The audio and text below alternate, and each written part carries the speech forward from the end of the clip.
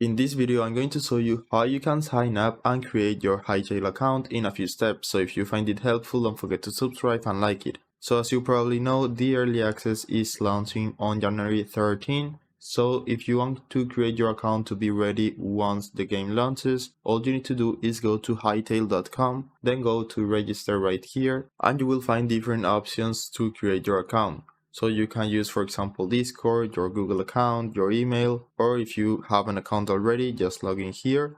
In my case, I'm going to use my Gmail account, so this will be the Google option. And then just select your Google account and click on continue. So this will give Hytale access to your email address, so you can create your account and then just log in using your Google account. Now you just need to do a quick age verification, just putting your date of birth right here. Then we can select if we want to receive news about the game, or if you don't want to, just don't select this checkbox.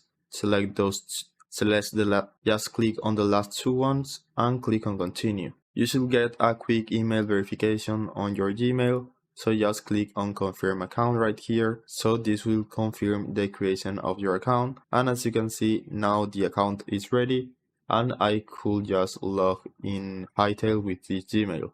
I hope it was helpful and thanks for watching.